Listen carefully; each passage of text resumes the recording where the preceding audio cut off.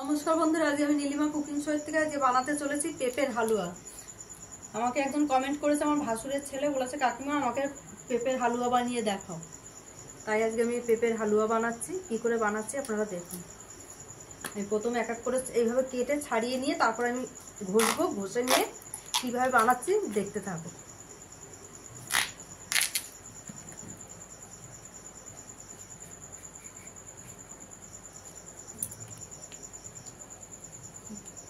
আমি সব ছাড়িয়ে নেবো এইভাবে এক এক করে, দুটো পেঁপেই।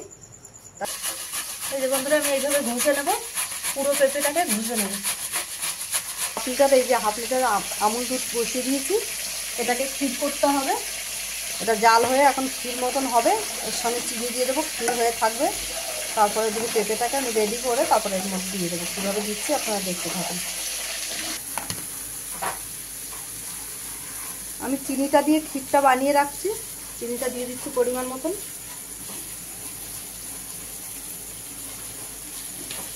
এটাকে এবার ক্ষীর বানিয়ে রেখে দিচ্ছি, তারপরে পেঁপেটাকে ভেজে আমি বসাবো।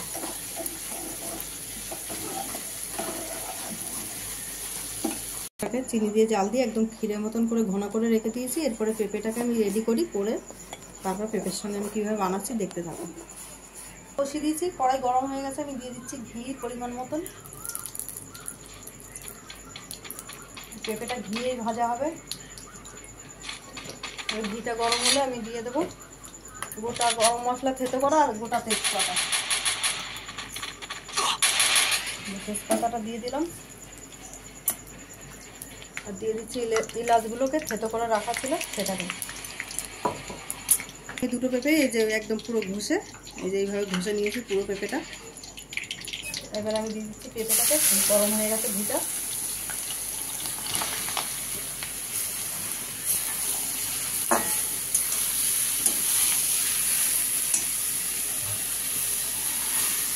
পুরো পেঁপেটা এভাবে আমি পুরো এখন একদম ভেজে পুরো রস টানিয়ে কীভাবে বানাচ্ছি দেখতে থাকো।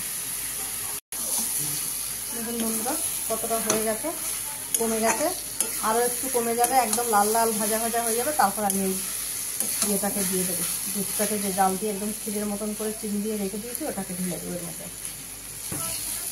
দেখুন বন্ধুরা, এই যে ভাজা হয়ে আমার পেঁপে পুরো ঘি বেরিয়ে গেছে, একদম রস টেনে গেছে। এবার আমি দিয়ে দিচ্ছি এই যে জাল দেওয়া চিনি দিয়ে যে দুধটা জাল দিয়ে একদম মাখা মাখা করে রেখেছি ওটাকে আমি দিয়ে দিলাম।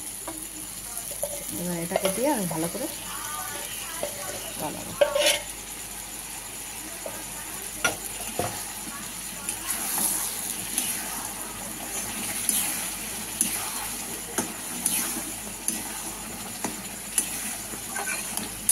এইভাবে আমি আস্তে আস্তে পুরো শুকনো করে দেবো।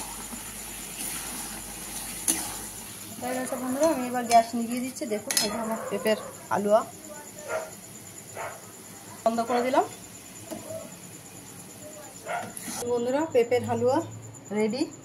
আপনাদের ভালো লাগলে আপনারাও চাইলে এরকম বাড়িতে বানিয়ে খেয়ে ট্রাই করে দেখতে পারেন। আর নীলিমা কুকিং শোটিকে ইউটিউবে আপনারা সাবস্ক্রাইব, লাইক, কমেন্ট, শেয়ার করে দেবেন। আর ফেসবুকের বন্ধুরা আপনারাও লাইক, কমেন্ট, শেয়ার করে দেবেন। আর নীলিমা কুকিং শো বলে পেজ খোলা আছে, সেখানে ফলো করে আপনারা লাইক, কমেন্ট, শেয়ার করে দেবেন একটু বেশি বেশি করে।